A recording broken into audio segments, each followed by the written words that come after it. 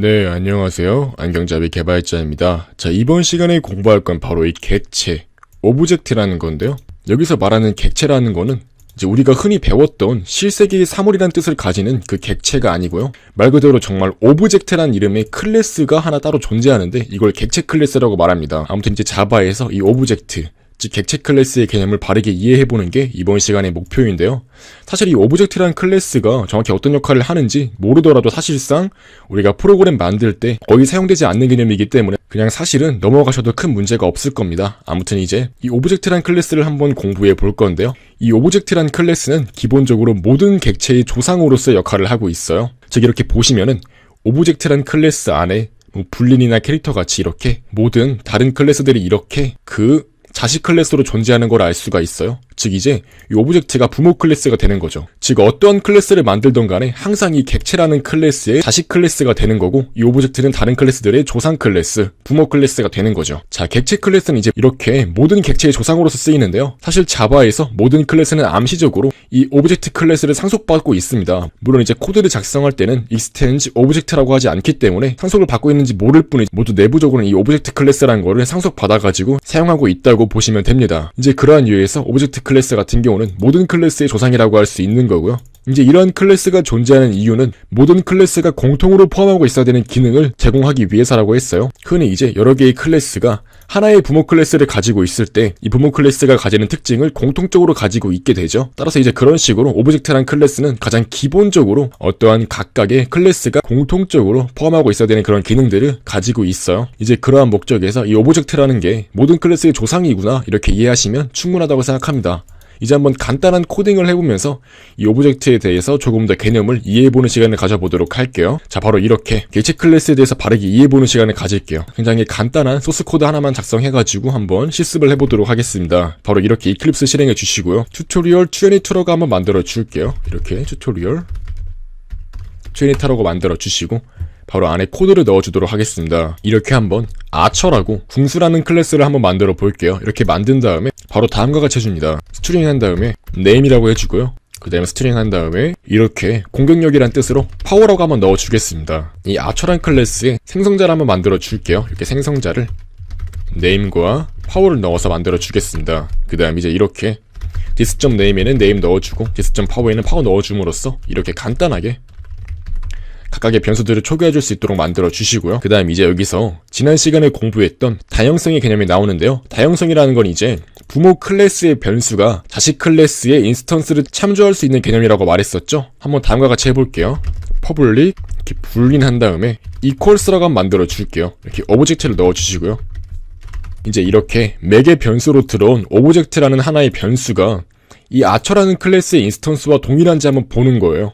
바로 다음과 같이 해주겠습니다. 아처를 한 다음에 이렇게 템프라고 임시 변수를 하나 만들어 주시고요. 바로 이렇게 지금 들어온 오브젝트를 이렇게 아처 형태로 바꿔줄 수 있도록 합니다. 그 다음 이제 이렇게 if 한 다음에 이제 우리가 가지고 있는 name이라는 변수와 이렇게 템프라는 변수가 가지는 name이 동일한지 한번 이렇게 물어보겠습니다. 즉 이제 이 오브젝트가 이제 템프라는 변수로 바뀌어서 이 템프라는 변수는 이제 아처의 인스턴스가 되기 때문에 이 name이란 변수를 가지고 있겠죠. 이제 이런 식으로 맥의 변수로 들어온 오브젝트라는 변수가 가지고 있는 name이라는 내부 변수가 우리가 가지고 있는 이 name과 동일한지 물어보는 거예요. 그 다음 이제 마찬가지로 name뿐만 아니라 power 또한 같냐고 한번 물어볼게요.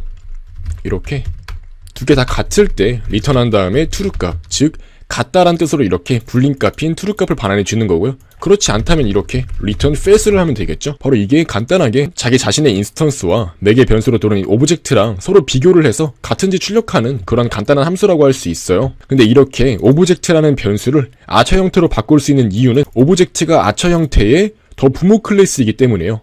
즉 지난 시간에 공부했던 다형성과 아주 밀접한 관련이 있다고 할 수 있는 거고요. 말씀드렸듯이 아처가 이렇게 오브젝트를 상속받는다고 명시해주지 않더라도 자동으로 이렇게 오브젝트를 상속받는 게 약속으로 되어 있기 때문에 이렇게 굳이 사용하지 않아도 똑같이 이렇게 아처는 항상 오브젝트의 자식 클래스가 되는 거랍니다. 그래서 이제 이런 식으로 다형성을 이용해서 이렇게 들어온 맥의 변수인 오브젝트를 템프로 바꿀 수가 있는 거고요. 이렇게 두 가지 객체를 서로 비교할 수가 있게 되는 거예요. 이제 한번 이거를 이렇게 아처라는 클래스를 작성한 다음에 한번 메인 클래스로 가서 구현을 해보도록 할게요. 이렇게 메인 함수 또한 추가해줄 수 있도록 하고요. 바로 다음과 같이 코드를 작성해 보겠습니다. 자, 아처 한 다음에 아처1이라고 만들어 줄게요. 그 다음에 new archer라고 해서 이렇게 이름은 궁수 1이라고 만들어주고, 그 다음에 이제 이렇게 공격력 같은 경우는 상이라고 넣어주겠습니다.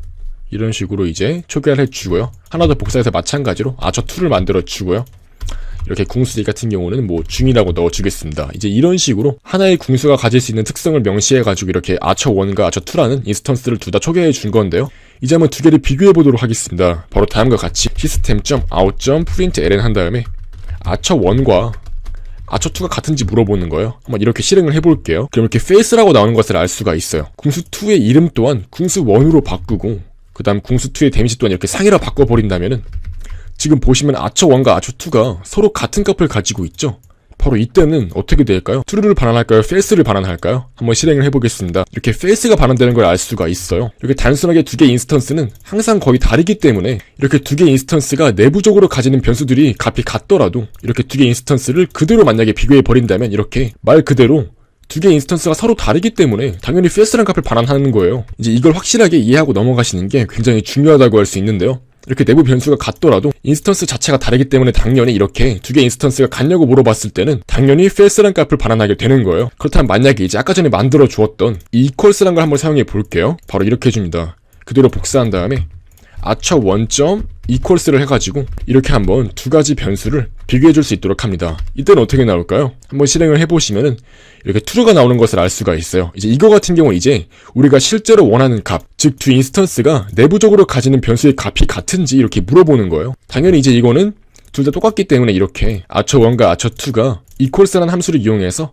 이 true라는 값을 반환하게 되는 거고요. 이제 이런 식으로 equals 같은 경우는 이제 우리가 직접 이렇게 작성을 해주면서 우리가 원하는 형태, 즉 두 가지 인스턴스가 완전하게 내부적으로 가지는 값이 같은지 이렇게 물어보는 거예요. 바로 이런 식으로 실제로 많이 구현이 되고요. 또한 이렇게 단순하게 두 인스턴스를 그대로 비교하는 경우는 false란 값이 나온다는 것을 이해하시는 게 굉장히 중요하고요. 이제 이렇게 우리가 equals라고 따로 어떠한 메소드를 만들어 줌으로써 이렇게 우리가 원하는 두 가지 값을 비교하는 하나의 메소드를 만들 수가 있는 것입니다. 아무튼 이번 시간엔 이렇게 간단하게 모든 클래스의 조상은 오브젝트란 클래스다. 굳이 이제 우리가 이렇게 인스턴스를 넣지 않더라도 무조건 이렇게 암묵적으로 오브젝트란 클래스를 상속을 받는다는 것을 이해하시는 게 굉장히 중요하다고 할 수 있고요. 이렇게 다양성을 이용해서 두 가지 변수를 이렇게 손쉽게 비교할 수 있는 방법에 대해서도 한번 공부해보는 시간을 가졌습니다. 네, 이렇게 이번 시간에는 오브젝트란 클래스, 즉 모든 클래스의 조상 클래스에 해당하는 이 오브젝트 클래스에 대해서 한번 공부해보는 시간을 가졌습니다. 그리고 덤으로 이렇게 두 가지 인스턴스를 적절하게 비교하는 방법에 대해서도 한번 이해해보는 시간을 가졌습니다.